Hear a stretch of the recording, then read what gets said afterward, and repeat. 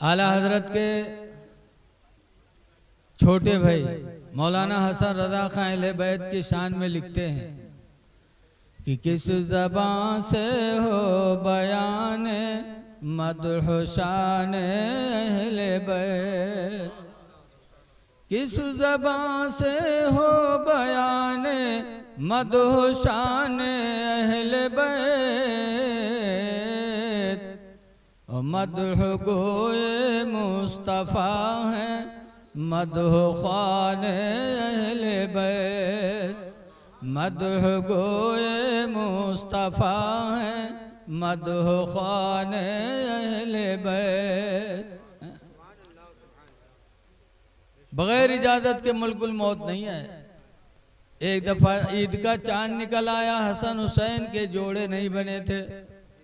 फातिमा ने दुआ मांगी, परवरदिगार सबके बच्चों के कपड़े बन गए, हसन हुसैन के कपड़े नहीं है। तो हजरत जिब्रील जन्नती जोड़ा लेके आए थे। फातिमा के दरवाजे पे खड़े होकर जिब्रील ने भी इजाज़त मांगी थी। बगैर इजाज़त के जिब्रील भी अंदर दाखिल नहीं हुए थे।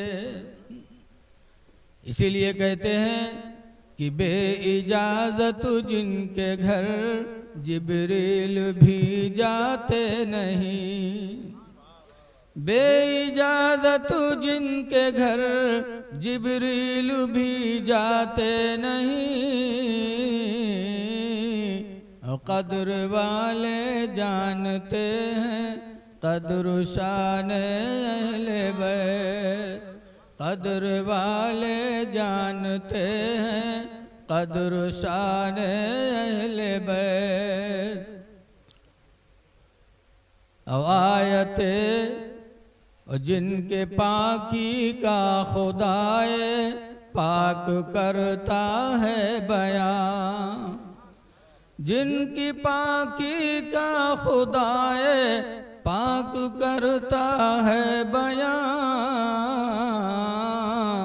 अवायत तत्वीर से जाहिर है शान अहले बैत। अहले बैत का मर्तबा अल्लाह ने बहुत बुलंद फरमाया। फातिमा ज़हरा का 3 रमज़ान को इंतकाल हुआ। इन्ना लिल्लाहि व इन्ना इलैहि राजिऊन। हजरत अली शेर खुदा, हजरत अली का मर्तबा कितना ऊंचा है इसी से अंदाज़ा लगाओ। सरकार ने फरमाया अलीयुम मिन्नी व अना मिनल हुसैन, कि अली मुझसे है, मैं अली मुझसे है, व अना मिनल अली, और मैं अली से हूँ। अली हमसे और हम अली से। इसीलिए जब हुजूर हिजरत करके मक्का से मदीना गए तो बहुत से मुसलमान मक्का से मदीना गए तो घर बार सब छोड़ के गए थे। बड़ी गरीबी के दिन मदीने मुनव्वरा में मक्का से जाने वाले मुसलमानों को बड़ी तंगी। तो हुजूर ने मदीने के अंसारियों से फरमाया है, मदीने के अंसारियों, ये मक्का से आने वाले मुहाजिर ये सब तुम्हारे भाई हैं। इतना कहा, बेटा इधर सुनो, बात ना करो। तकरीर हम लोग करे थे, प्यास तुम्हारे लोगों ने लागत है। चलो ठीक है जी, कल आ गए, वो उठ के जाए, पानी पी लो बेटा, पानी तो बेहतर ही है। हुजूर ने फरमाया मदीने के अंसारियों, मक्का से आने वाले मुहाजिर तुम्हारे भाई हैं। इतना सुनना था कि हर हर अंसारी मदीने का आया और एक एक मक्का से आने वाले मुहाजिर का हाथ पकड़ा, कहा चलो तुम हमारे भाई, तुम हमारे भाई। सबको लेकर चले गए। बचे अकेले अली। अली को किसी ने नहीं बुलाया। जब अकेले बचे अली, तब आंखों में आंसू आए, रोने लगे। सरकार ने फरमाया अली रो रहे हो? कहा क्यों न रोऊं, मदीने के अंसारियों ने मक्का से आने वाले मुहाजिरीन को अपना अपना भाई बनाया, लेकिन मुझे किसी ने भाई नहीं बनाया। तो सरकार फरमाते अली तुम गम न करो, अंता अखी फिद दुनिया वल आखिरा, तुम मेरे भाई हो दुनिया में भी और आखिरत में भी।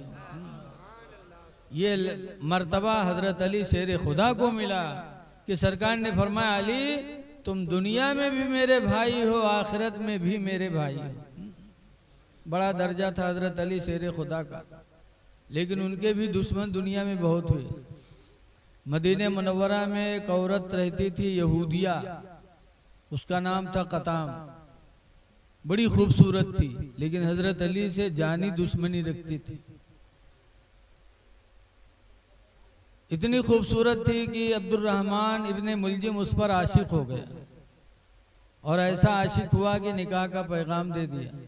तो कताम यहूदिया कहती है कि तुम मेरा महर ही नहीं दे पाओगे, निकाह कैसे कर सकते मुझसे? कहा क्या है महर? उसने कहा 3 महर लूंगी तब तुम्हारे निकाह में आऊंगी। कहा कौन कौन? कहा नंबर 1 पर 10,000 दिरहम लूंगी, चांदी का रुपया, और कहा दूसरे नंबर पर खिदमत के लिए 1 गुलाम लूंगी, और कहा तीसरे नंबर पर अली का सर लूंगी। मादल्ला, अली का सर काट के जो लेके आएगा मैं उससे निकाह करूंगी। बड़ी बदनसीब औरत थी, और वो अब्दुर्रहमान भी बड़ा दुनिया का कुत्ता इंसान निकला। कहा 10,000 दिरहम तो मेरे घर में रखा है, गुलाम भी मेरे पास है, और अली का सर तो उसका भी इंतजाम करता हूँ।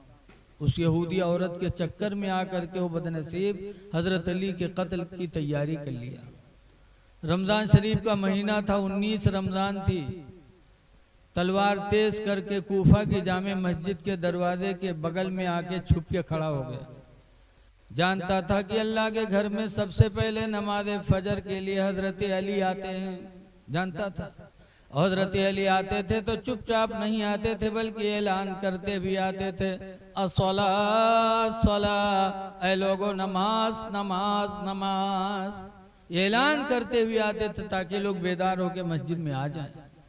जानता था हजरत अली आदत के मुताबिक 19 रमजान को फजर के टाइम शहरी खा के रोज़ी की नियत करके कूफा की जामे मस्जिद तशरीफ लाए, और जैसे दरवाजे पे कदम रखा वैसे ही अब्दुर्रहमान इब्ने मुलजिम ने तलवार मारी तो हजरत अली शेर खुदा का ये सर कट गया, कनपट्टी कट गई, जमीन पे गिरे। देखते हैं मस्जिद में मेरी शहादत हो रही है, और रमजान के महीने में तो हजरत अली ने कहा था फुस तो बेरब्बिल काबा, रब्बे काबा की कसम मैं कामयाब हो गया।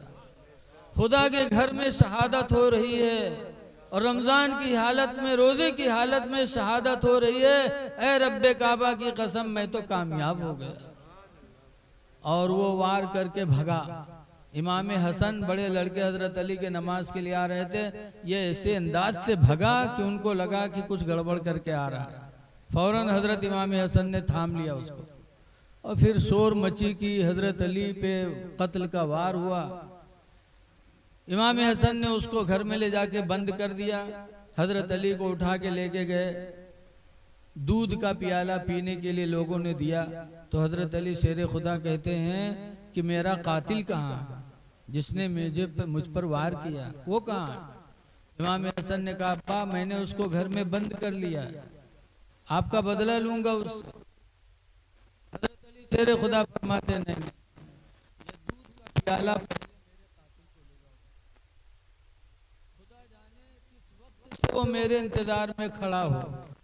पूरी रात गुजर गई होगी, वो भूखा प्यासा होगा, तुमने घर में बंद कर लिया, खौफ और दहशत से उसका हलक सूख गया होगा। ये दूध का प्याला मेरे कातिल को पिलाओ। तो लेके गए, कहा ले ले। हजरत अली ने दिया पी ले, तो उसने सर हिला। वापस लाए लोग, हजरत अली को दिया तो हजरत अली फरमाते हैं मेरा कातिल बड़ा बदनसीब निकला। मैंने सोचा था कि मेरे हाथ का प्याला दूध का पी लेगा तो मैं कयामत के दिन अपना खून माफ करके रसूलुल्लाह से इसकी शफाअत करवा दूंगा, लेकिन मेरा कातिल बड़ा बदनसीब निकला। ये कह के और 21 रमजान की रात में हजरत अली शेर खुदा शहादत पाई। हजरत अली शेर खुदा की लाश को एक रवायत में है कि घोड़े पे रखा गया कि मदीना ले चल के दफन किया जाए। कूफा मदीने से काफी दूर था, करबला में। वो घोड़ा हजरत अली की लाश को रातों रात का मामला था लेके निकला और वो घोड़ा गायब हो गया। हजरत अली की लाश भी गायब, घोड़ा भी गायब। इसीलिए बहुत से लोगों का अकीदा है कि हजरत अली आसमानों में चले गए। एक रवायत में है कि हजरत अली शेर खुदा को कूफा में दफन किया गया और जब रात हुई तो इमाम हसन ने कब्र खोद कर और अपने बाप की लाश ला करके मदीने मुनव्वरा में दफन की। इसलिए कि खारजी हजरत अली के बड़े जानी दुश्मन थे, सोचा कि ऐसा न हो कि मेरे बाप की लाश की भी हुर्मती नहीं। और तीसरी रवायत है कि हजरत अली शेर खुदा करबला में दफन कूफा में। बहरहाल हजरत अली के शहादत के बाद इमाम हसन खलीफा बने। यह हसन कौन है? हजरत अली के बड़े लड़के हैं।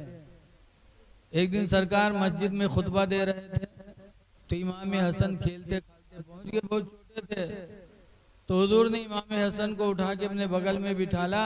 उसके बाद फरमाए, लोगों मेरा ये बेटा हसन जब मुसलमानों में दो ग्रुप हो जाएंगे, मुसलमान बढ़ जाएंगे, कत्ल की नौबत आने वाली होगी, तो उस वक्त मेरा बेटा हसन मुसलमानों के दोनों ग्रुप में सुलह करा करके एक कर देगा। ये सरकार ने पेशन गोई दी थी। हुजूर के विसाल के बाद 30 साल से ज़्यादा ज़माना खुलफाए राशिदीन का गुजरा। उसके बाद हज़रत इमाम हसन जब कुर्सी पर बैठे हज़रत अली की शहादत के बाद, तो 6 महीना खलीफा रहे और 6 महीना के बाद हज़रत मीर माविया से सुलह करके और वो खिलाफत उनको दे दी। खिलाफत से हट गए। लोगों ने कहा क्यों? कहा 6 महीना मैंने खिलाफत का काम किया लेकिन इसमें मैंने कोई हलावत नहीं पाई, यानी कोई मिठास नहीं पाई, दे दिया और सुलह हो गए। मुसलमानों में दो ग्रुप में सुलाहियत हो गई। तो जो सरकार ने 30 साल पहले फरमाया था वो आज इमाम हसन ने पूरा कर दिया। इमाम हसन की जिंदगी से सबक मिलता है कि लोगों अगर किसी से मुकदमा चले तो सुलह कर लो, अगर हसन के मानने वाले हो तो सुलह कर लो, बोल चाल ना हो तो बोल चाल कर लो, मियाँ बीवी में इख्तलाफ हो तो सुलह कर लो, इमाम हसन की सुन्नत को जिंदा कर दो। इसलिए कि उन्होंने सुलह कराया मुसलमानों की दो बड़ी जमात। मुसलमान बढ़ गए थे, कुछ मुसलमान हजरत मीर माविया की तरफ हो गए, कुछ हजरत अली की तरफ हो गए और बहुत मुश्किल वक्त आ चुका था, लेकिन रसूलुल्लाह के नवासे ने सुलह कर लिया। तो सुलाहियत में अहले बैत की खुशी है, रसूलुल्लाह की खुशी है और अल्लाह की खुशी है। सुलाहियत कर लो, अहले बैत ने हमें यही तालीम दी। इसीलिए मुहर्रम की 10 तारीख को जब हजरत इमाम हुसैन शहीद हुए तो मालिक बिन सिनान एक बदनसीब आया और घोड़े पर बैठकर घोड़ा इमाम हुसैन की लाश पर चलाया। इमाम हुसैन की लाश को रौंदा, हड्डियां टूटी और इमाम हुसैन के बड़े हजरत अली इमाम ज़ैनुल आबिदीन जो लड़के थे इमाम हुसैन के, वो बैठे देख रहे हैं। एक बाप की लाश को रौंदा जाए और बच्चा देखे तो बच्चे के दिल पर क्या गुजरेगी, लेकिन इमाम ज़ैनुल आबिदीन देखते रहे। लिखा है कुछ दिनों के बाद जब इमाम ज़ैनुल आबिदीन मदीना आए करबला से और फिर हज करने के लिए मक्का गए तो खाने काबा का तवाफ कर रहे थे इमाम ज़ैनुल आबिदीन। तो उसी तवाफ में वो मालिक बिन सिनान मिल गया। मिला, सलाम किया। हजरत इमाम ज़ैनुल आबिदीन ने जवाब दिया, कहा ज़ैनुल आबिदीन मैं भूखा हूँ, क्या मुझे खाना खिला सकते हो? इमाम ज़ैनुल आबिदीन ने कहा हाँ। लेके गए, खीमे में खाना खिलाया। फिर उसने कहा मैं रुकना चाहता हूँ, तो बिस्तर भी दिया। रुका, शाम को खिलाया, दूसरे दिन फिर रुका, खिलाया, तीसरे दिन फिर रुका। 3 दिन तक इमाम ज़ैनुल आबिदीन के खीमे में मेहमानी की और चौथे दिन कहा मैं अब जाना चाहता हूँ। तो इमाम ज़ैनुल आबिदीन कहते हैं कोई सवारी है कि पैदल जाओगे? कहा सवारी नहीं, पैदल जाऊंगा। तो इमाम ज़ैनुल आबिदीन कहते सुनो, मेरे नाना रसूलुल्लाह सल्लल्लाहु अलैहि वसल्लम मेहमानों की बड़ी इज्जत करते थे। तुम पैदल न जाओ, मैं अपना घोड़ा तुमको नजराना देता हूँ। हजरत